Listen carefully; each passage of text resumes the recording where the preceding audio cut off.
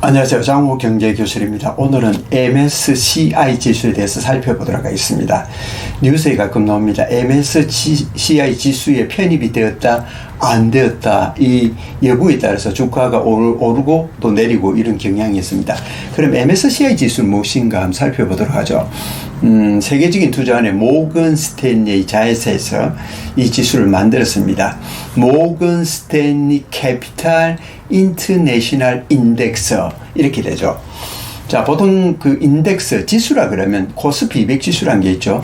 우리나라의 대표적인 주식을 담아서 그 코스피 종합지수를 추종하는 지수입니다. 거기 들어간 게 보면 대표적으로 삼성전자라든지 SK하이닉스, 그럼 LG에너지솔루션 이런 기업들이 들어가 있죠. 이런 기업들을 사놓으면 결국 코스피 종합주가지수와 비슷한 방향으로 간다, 이렇게 볼 수가 있겠죠. 또 외국에도 보면은 S&P 500 지수라든지 다우존스, 나스닥 이런 게 있겠죠. 또 일본에는 니케이 이런 종합주가 지수가 있습니다. 이런 것도 보면 대표적인 그들의 종목을 담고 있습니다. 애플이라든지 이런 기업을 담고 있죠. 그러면은 한국이나 미국 같은 경우에는 각각 자기 나라의 지수를 대표하지만 이 MSCI 지수는 전 세계의 주식들을 대표하는 지수라고 할 수 있습니다. 그래서 미국계 펀드의 한 95% 이상이 MSCI 지수를 참조를 하고 있습니다. 지난 5월에 MSCI 지수 편입 종목이 바로 하나 에어로스페이스, 그 다음 2차 전지 관련인 코스모 신소재, 그 다음 KT라든지 포스코 인터내셔널 이런 게 이제 선정이 되고요. 편출 종목, 즉 퇴출된 종목은 제일기획이라든지 S1R이라든지 롯데쇼핑이 퇴출이 되었다고 이렇게 발표가 되었습니다. 그럼 이 편입되면 어떤 이익이 있을까요? 바로 이 패시브 펀드입니다. MSCI라는 인덱스를 추종하는 종목이 뭐냐 하면은 우리는 이제 MSCI 가운데도 아직 선진국에는 들어가지 못했고요. EM이라서 이머징 마켓 쪽에 들어가고 있습니다. 그럼 이머징 마켓에서 대표적인 그 종목들을 편입을 합니다. 그 지수를 따라가기 위해서, 즉 추종하기 위해서 그 지수를 따라가는 그 전략을 패시브 전략이라고 합니다. 반대는 액티브 전략. 액티브 전략은 좀 더 내가 좋아하는 종목, 그리고 앞으로 갈 만한 종목별로 섹터별로 투자하는 거지만, 이 패시브 전략은 오로지 종합주가 지수만 추종을 하기 때문에 이 MSCI의 이미징 마켓 쪽에 그 시장에 중요한 지수로 편입되기 때문에 이 지수를 유지하기 위해서는 일정 부분을 매수를 하게 됩니다. 그러니까 외국인들이 바깥에서 이렇게 매수를 해주게 되는 거죠. 네. 그래서 외국인 매수세가 좀 더 많이 들어온다, 이렇게 볼 수가 있죠. 결국 주가를 올리게 되는 거죠. 그러나 퇴출이 되면 어떻게 됩니까? MSCI하고 별 관계가 없으니까 퇴출된 그 종목들은 매수를 하지 않겠죠.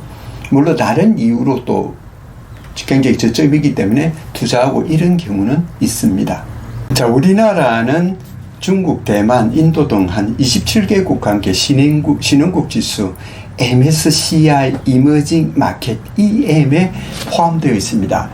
이 한국 포함 지수 이 패시브 펀드, 그리고 MSCI EM 인덱스 자금을 보니까 4천억 달러, 우리나라 돈으로 보면 510조 원 정도 됩니다. 근데 우리나라 부분 주식이 포함되는 게 보니까 약 75조 원 정도로 추정이 됩니다.